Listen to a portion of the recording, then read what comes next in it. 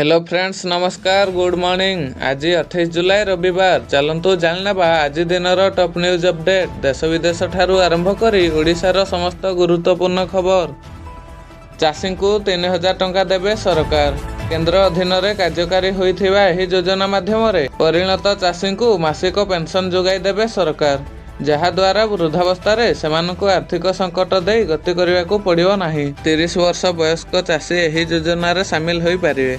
एही योजना माध्यम चाषी को वार्षिक 3टी किस्ती 6000 टंका लेखाएं दियाजिबो। एही योजनार नाम है किसान मानधन योजना। एही योजना को ऑनलाइन माध्यम आवेदन करें।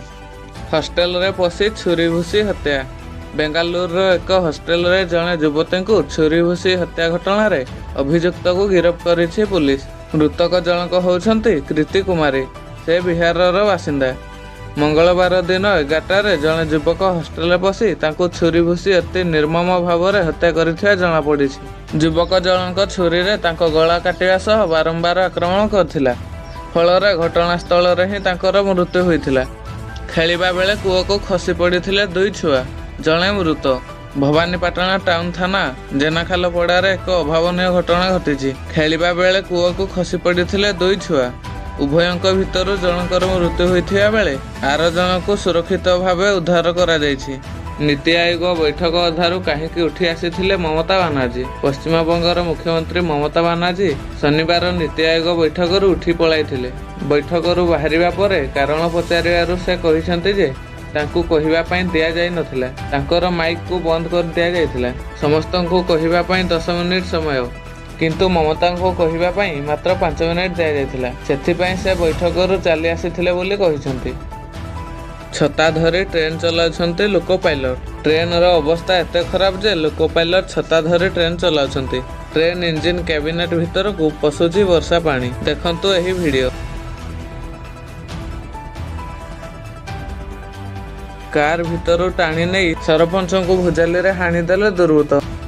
एपरी घटना घटी सुवर्णपुर जिला डुंगुरियाली ब्लॉक निकटरे। सरपंच को गुरुतर अवस्था उद्धार करा जाई डाक्तरखाना रे भर्ती करा जायथिला। आहत सरपंच जणक हेले इच्छापुर ग्रामर प्रशांत साहू। तेबे केउ कारणरू सरपंच को दुर्वृत्त मान आक्रमण करथिले ताहा जणा पड़ी नाही। जीवन को नर्क करदेला निशाशक्त पुओ। कार भितर पशि निजकू निया लगाई देले बापा माँ। जीवनर शेष सोपान शांति रखिबा बदल सबु बेले घरे अशांति सृष्टि करुथिला पुओ। निशाग्रस्त पुओर उत्पात अतिष्ठ होई पड़िथिले बापा माँ। एथिरे अतिष्ठ बापा माँ नेले चरम निष्पत्ति। कार रे निया लगाई ता भितर सेमाने आत्मदाह करिसंती। एपरि एक सांघातिक घटना केरल रे देखिबाकू मिलिछि। 5 वर्ष रे 10 गुणा काम करि देखाइबु एभली कहिसंती बीजेपी राज्य सभापति मनमोहन सामल। नुआ दिल्ली फेरिबा परे आज बीजेपी राज्य सभापति मनमोहन सामल कहिसंती प्रधानमंत्री नरेंद्र मोदी, गृहमंत्री अमित शाह और सड़क परिवहन मंत्री नितिन गडकरी सह आलोचना होइछि। खाद्य मंत्री देला आश्वस्ति। 2 दिन भितर ओडिशा आसीबो आलू गाड़ी। बजार रे मिलुनी आलू, जेउठी मिलुछि चढ़ा दर रे बिकुछंती दुकानी। एही समय रे आश्वस्ति सूचना देइछंती खाद्य मंत्री कृष्ण चंद्र पात्र।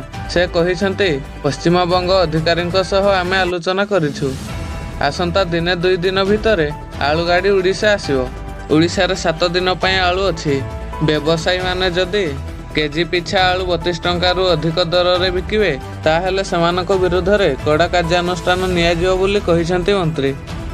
गोटे धारणा रे आसिले 4टी ट्रेन। भारतीय रेल इतिहास रे प्रथम थर भुवनेश्वर रे एक विरल घटना देखिबाकू मिलिछि। गोटे रेल धारणा रे एका संगरे 4टी ट्रेन चली आसीथिला। एही घटना रेलबाई प्रबंधन और यात्री को चकित करछि।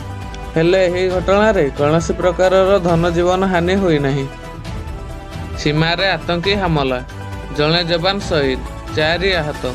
सीमा रे किछि दिन हबो लागि रहिछि आतंकी हमला।